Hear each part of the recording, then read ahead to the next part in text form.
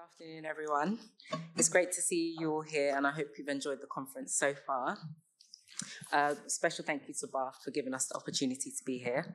I would like to introduce myself, Mercy Oladejo, Lloyds Banking Group, London, Heninsoa Ralamaro, Trade and Development Bank, Kenya, Omar Salah Eldin, Afrexim Bank, Egypt, Mohamed Iskander, Deutsche Bank, Dubai, Maria Fernanda Marquez Martinez, Banorte, Mexico, Celine Sungan Yi, BNP Paribas, Korea, Teresia Njoki Wambugu, Standard Chartered Kenya, and Reem Haddad, Capital Bank of Jordan. A special thanks to our mentor Ajay Joshi and our sponsors Adam Hankey and Aniruddha Fanse. So, trade finance remains the backbone of the world's commerce, but it's still running on a paper era process. Siloed systems and compliance frameworks that can't keep up. In an economy that moves at the speed of data, that gap has become a real problem and is no longer sustainable.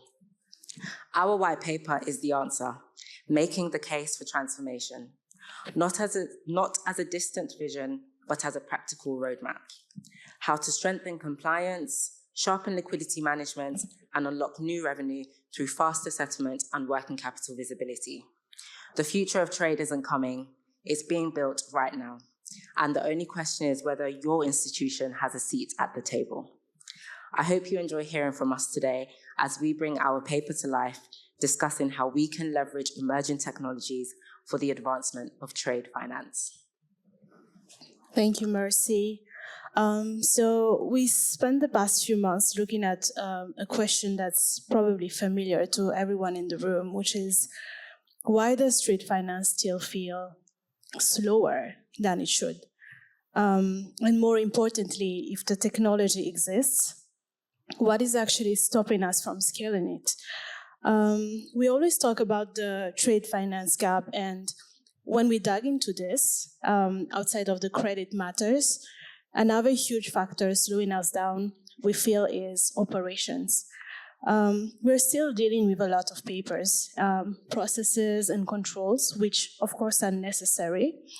If we look at the trade products that we have, such as guarantees, letters of credit, or even just simple trade documents, we realize that a single transaction can involve at least 4 or more parties. And everyone is managing their own version of paperwork just to see how that can tie within each bank's internal processes. Then you have process fragmentation. There is no single shared record across the industry. So every time a transaction moves from one bank to another, you're literally restarting that process just to make sure you've covered everything. And that's where sometimes delay creeps in, and that can be expensive. Reconciliation issues can happen as well. And then we have compliance, AML, sanctions, and document checks. All of these are necessary, of course, but they're repeated. And at every step, there is not really a common data layer. So we feel that is where technology would come in handy.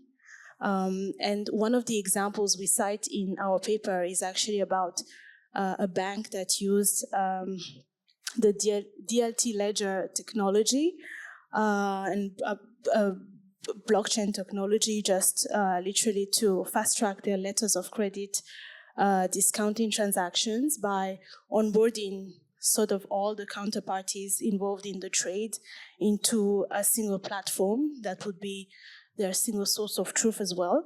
And what it does is that it cuts the processing time from over 5 to 10 days for checking documents to literally hours, where you can discount millions of dollars of letters of credit. And that translates immediately into your profitability, because as you know, for discounting and forfeiting transactions, the faster you discount, the more money you get as a bank. So it translates into your bottom line. But of course, scaling is a challenge because each counterparty that goes in such platform has to pay for their access to the platform, which if you look at the SMEs, that doesn't really make business sense sometimes to pay for an expensive platform for 1 or 2 trades in a year. So that is something that we discuss more in the section 2 of our paper, and we invite you to explore more.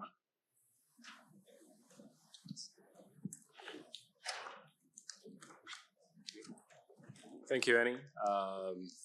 To continue and add on what Annie has said, the question that has surprised us the most while doing this research is that there is a trade finance gap of over $2 trillion annually.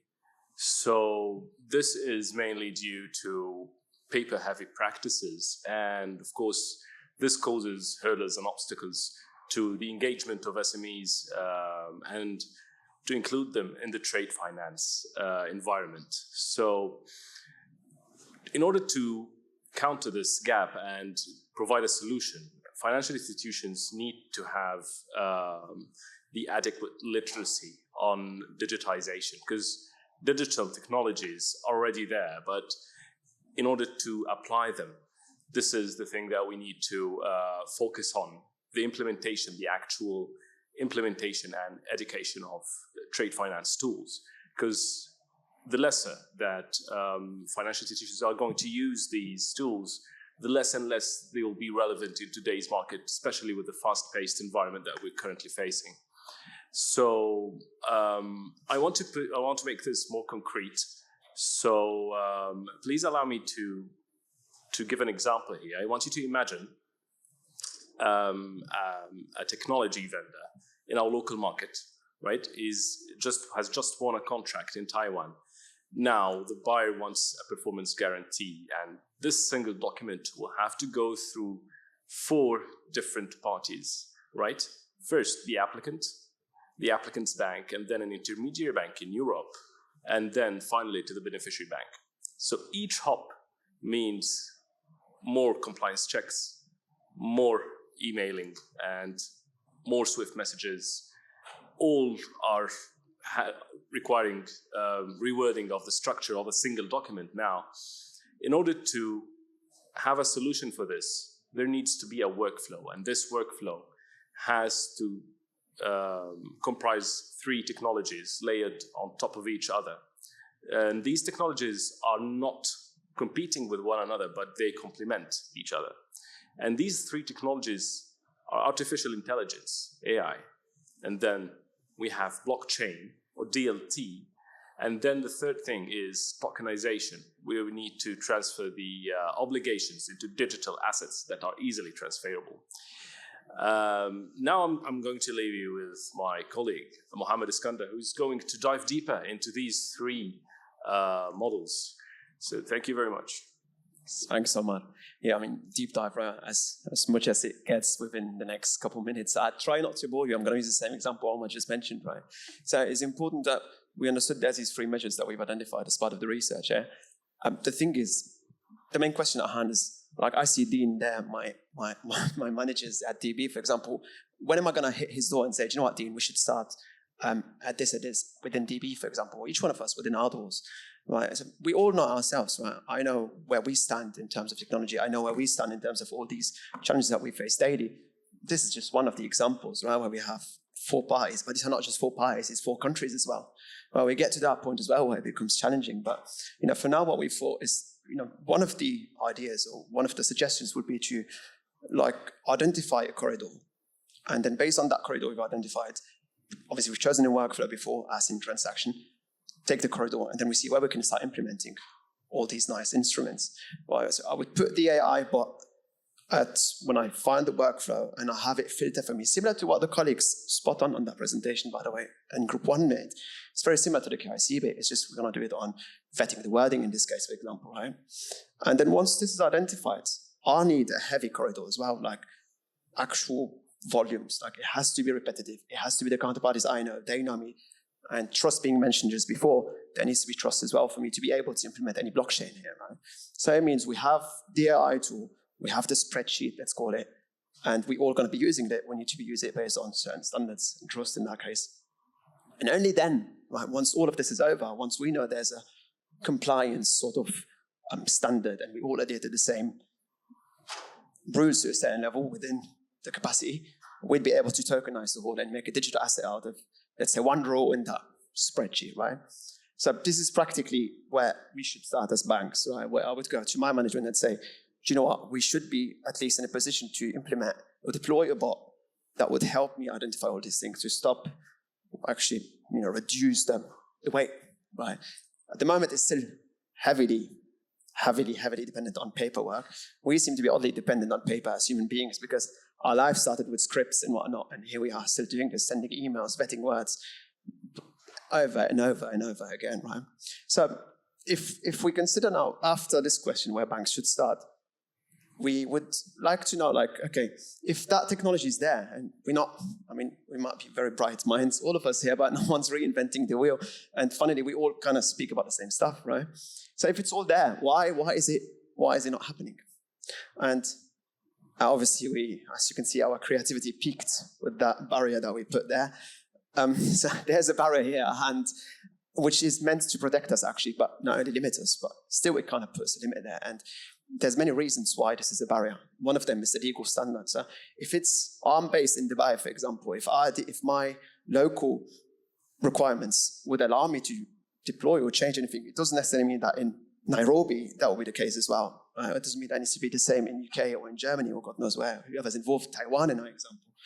Right? Other than this, we do still have our interconnectivity issues, right? Interconnection gaps within our own, like within that same kind of chain, right? So it means if 2 out of the 4 banks are ready, it doesn't mean the 6th one is going to be ready, or the 4th one, or the 5th one, whoever's involved, right?